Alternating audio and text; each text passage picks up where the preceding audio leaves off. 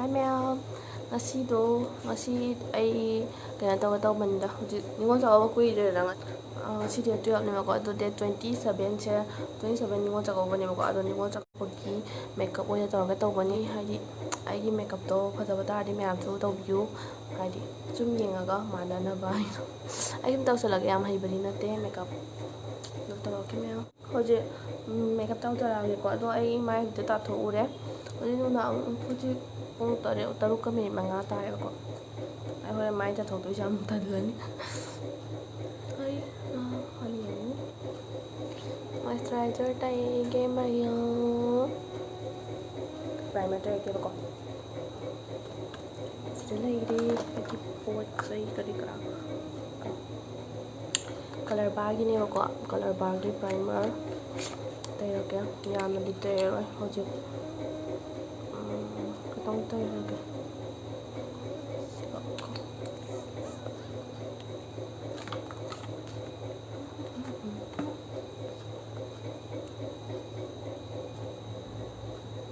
minyan lo siya ay hojiki hojik foundation tayo lagi foundation siya Maybelline gi thick foundation ko 128 tayo lagi yamna tayo ahan ba kitang khara lo ko hay lawa ke do ay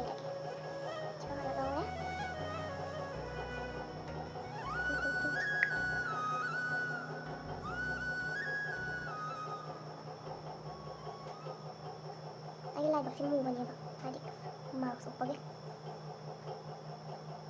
mula hasan blender blender sa ay asot pani ko ba asot ta kana sa de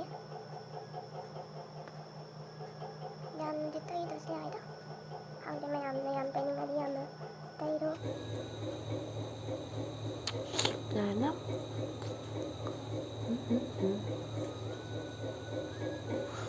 ngakau pikan nu mai ngakka se majuman tadi fasade ba kira pada Kevin concealer sa ang ngaway ba ko ay wala di yam light oy ado oy yam na ngaway ba concealer ay ay set sidagi one set lighter oy gadami habani ba oy hay tabagi yam na ngaway ba oy ado na atang hadi highlight ko kay munda kay bilang yam di tayo kitang ko ay kimo kita mapam kada sida tayo ni ay yam tayo ate ay hali yam tayo ate man di ay sa tunam ate sambawat video na video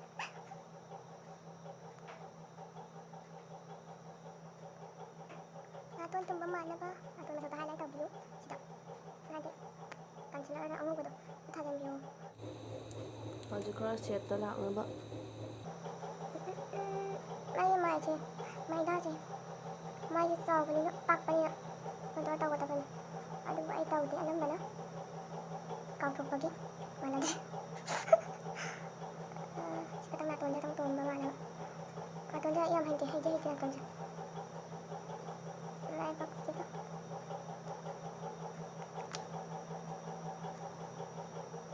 อะมันเล่นต้องทุกปีโร่พัฒนาเล่นพัฒนาตัวผิวเมคอัพพัฒนาหายไปดีเล่นตัวนี้มันขึ้นกับพัฒนาkasar kai hidadi makeup che yam tongna de manipur di yam tongnai ki be ko pe yam ko nei ahan wara so koi se di mau bu oi khadi ki be se kaw ngani tabak lom na mai on yang ngani kon pheng ba lom da kon pheng ba wai sit ba chak thong ba du moi ni ma thong ni ki be se na ta dogi blush चाहिए को blush ना से cups and lashes की ने को Hadi tint to lip and cheek tint to अदु दुनिया में masuk nasi pink color ni ada yang di taruh pink color yang hai ba atau nak kata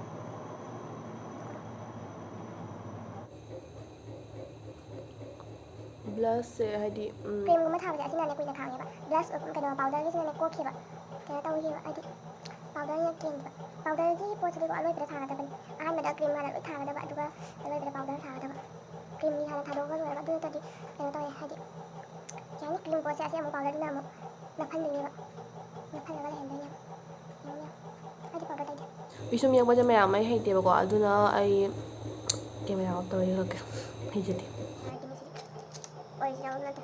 Adi duplicate. Atay original ni si duplicate.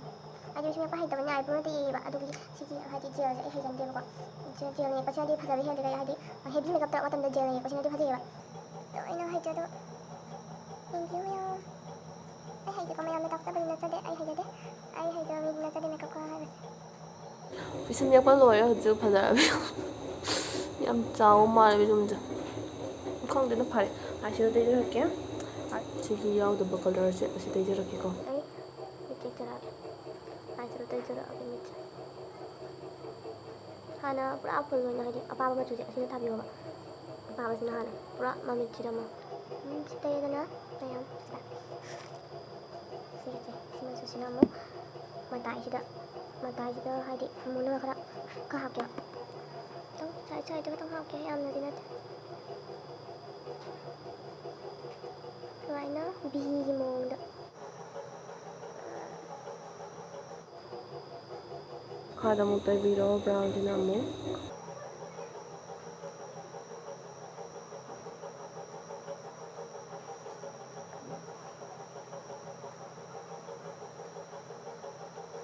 Makanya tak tadi. Iwat-wat pa ni kayo. Iwat pa rin tawag. glitter 할게요. 글리터세. 하디 그러니까 니골 작업하니까 그냥 알랑가락 야업더디 퍼져버리고 어떤 알랑가락 하트리네요. 셋발더 along mayor ni golden color ay hapke bo glitter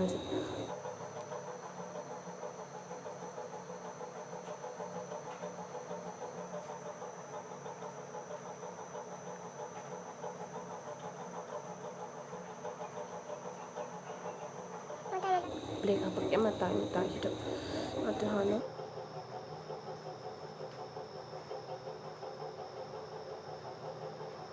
mikha tang alang ba hapyo ko alang ba sina law ma na ba ko Adi, sahida. Korean kita apa ni dah? Mau yang HP ni hampir mana ni? Ada apa? Kerana sama apa yang apa ni dah? Apa sih hap tu sih? Hap jalan ni. oh amana mo asiro se black amadamu ya adumai taweba black na Kalau mata kita hap. Kita. Orang pada nak. Dah macam ni. Ini yang heavy makeup tu. Asiro yang ha thang tu hai jadi yang ko. Tu no. Tu yang heavy thang tu. Asiro macam tak ada. Tak apa jadi. Kalau boleh heavy dia yang mana tu.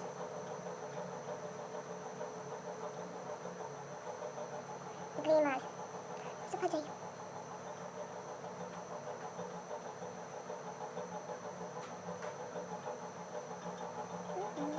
Makan nak kita mau berjalan dah.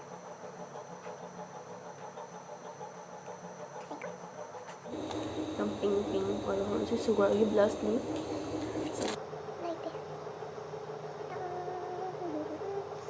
Kita mana kita setengah lan đầu thở mà nó đầu thở nồng nồng. Lấy sao bị nó tỏ trẻ lấy sao bị đi. Lấy sao bị đi ăn là kia tại là mama ga. ꯑꯩꯈꯣꯏꯁꯦ ꯍꯧꯖꯤꯛ ꯏꯃꯥꯒꯤ ꯏꯇꯨꯡ ꯏꯟꯅꯔꯒ ꯆꯥꯛꯀꯧꯕ ꯆꯠꯄ ꯃꯤꯅꯤ ꯏꯁꯥꯒꯤ ꯆꯥꯛꯀꯧꯕ ꯆꯠꯄ ꯃꯤ ꯅꯠꯇꯦ 이마기 맞으면 옛날에 짜리고 또 이렇게 Pagi mana umur itu yang luang mata kita. Saya ketemu.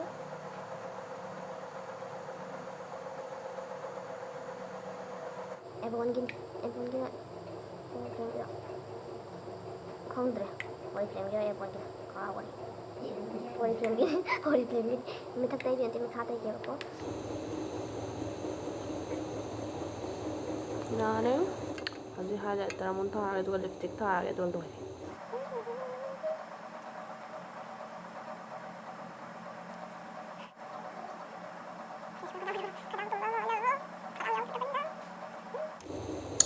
드레스가 홍보가 매야 무예 할라게 어떤 눈 남막가니까 어떤 눈 남막게도 아하면다 마이테기 자비 마렘 레이사 하는 남자랄게 ꯑꯁꯦꯡꯕꯗꯤ ꯃꯥꯂꯦꯝ ꯂꯩꯁꯥꯁꯦ ꯃꯩꯇꯩꯒꯤꯅꯤ ꯍꯥꯏ ꯑꯗꯣ ꯆꯨꯝꯅꯁꯨ ꯅꯝꯃꯛꯀꯦ ꯃꯥꯂꯦꯝ ꯂꯩꯁꯥꯁꯨ ꯅꯝꯃꯛꯀꯦ ꯍꯥꯟꯅ ꯃꯥꯂꯦꯝ ꯂꯩꯁꯥ ꯅꯝꯃꯛꯀꯦ ꯄꯨꯡ ꯊꯛꯄ ꯌꯥꯕꯅꯤꯅ ꯑꯗꯨꯅ ꯅꯝꯈ꯭ꯔꯗꯤ ꯃꯦꯀꯞ ꯂꯣꯏꯅ ꯀꯣꯛꯈ꯭ꯔꯅꯤ ꯑꯗꯨꯅ ꯍꯥꯟꯅ ꯃꯥꯂꯦꯝ ꯂꯩꯁꯥ ꯅꯝꯖꯔꯛꯀꯦ Pisong hindi ka matakta ꯅꯝꯕꯤꯌꯨ ꯍꯥꯏ ꯈꯨꯖꯤꯟ ꯑꯅꯤꯁꯨ ꯃꯩꯇꯩꯗ ꯃꯩꯇꯩ ꯃꯥꯜꯂꯦ ꯃꯩꯇꯩꯗ ꯑꯩ ꯂꯤꯞꯁꯇꯤꯛ ꯇꯩꯕ ꯀꯥꯎꯔꯦ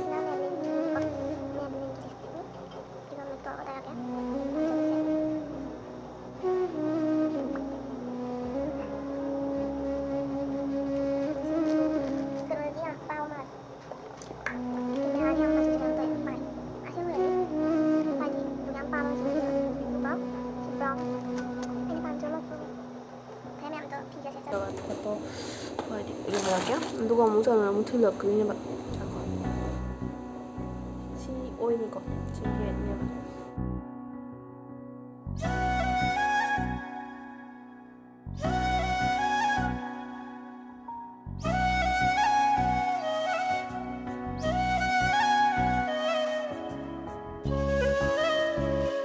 ꯌꯥꯝ ꯐꯖꯕ꯭ꯔꯥ ꯍꯥꯏꯕꯤꯔꯛꯑꯣ ꯀꯃꯦꯟꯗ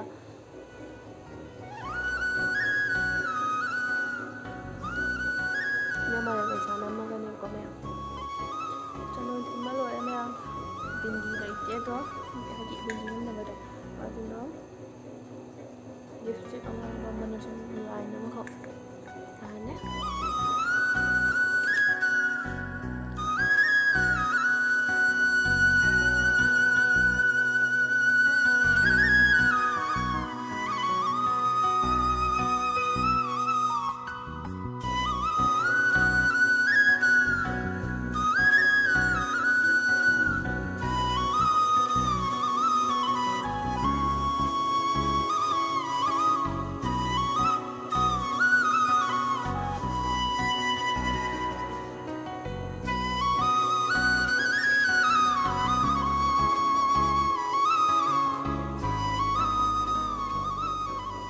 ꯑꯗꯨ ꯃꯌꯥꯝ ꯚꯤꯗꯤꯑꯣꯁꯦ ꯉꯁꯤ ꯁ꯭ꯋꯥꯏꯗ ꯂꯣꯏꯁꯤꯟꯖꯔꯒꯦ ꯑꯗꯣ ꯅꯨꯡꯉꯥꯏꯕꯤꯔꯗꯤ ꯂꯥꯏꯛ ꯇꯧꯕꯤꯔꯝꯃꯨ ꯁꯕꯁꯀ꯭ꯔꯥꯏꯕ ꯇꯧꯕꯤꯔꯝꯃꯨ ꯁꯤꯌꯔ ꯇꯧꯕꯤꯔꯝꯃꯨ ꯑꯗꯣ ꯃꯌꯥꯝꯁꯨ ꯁꯨꯃꯥꯏꯅ ꯅꯤꯉꯣꯜ ꯆꯥꯛꯀꯧꯕꯗ ꯃꯦꯀꯞ ꯇꯧꯔꯒ ꯆꯠꯄꯤꯌꯨ ꯑꯗꯨꯅ ꯃꯌꯥꯝꯁꯨ ꯍꯥꯏꯗꯤ ꯐꯖꯅ ꯀꯦꯔ ꯆꯠꯄꯤꯌꯨ ꯐꯖꯕ ꯗ꯭ꯔꯦꯁ ꯁꯦꯠꯄꯤꯔꯒ ꯑꯗꯣ ꯃꯌꯥꯝ ꯂꯣꯏꯁꯤꯟꯖꯔꯒꯦ ꯍꯧꯖꯤꯛ ꯑꯗꯣ ꯂꯣꯏꯁꯤꯟꯖꯔꯒꯦ ꯃꯌꯥꯝ ꯕꯥꯏ ꯍꯧꯖꯤꯛ ꯃꯥꯏ ꯇꯥꯊꯣꯛꯇꯣꯏꯁꯦ ꯌꯥꯝ ꯇꯜꯂꯦ ꯂꯣꯏꯁꯤꯜꯂꯒꯦ ꯕꯥꯏ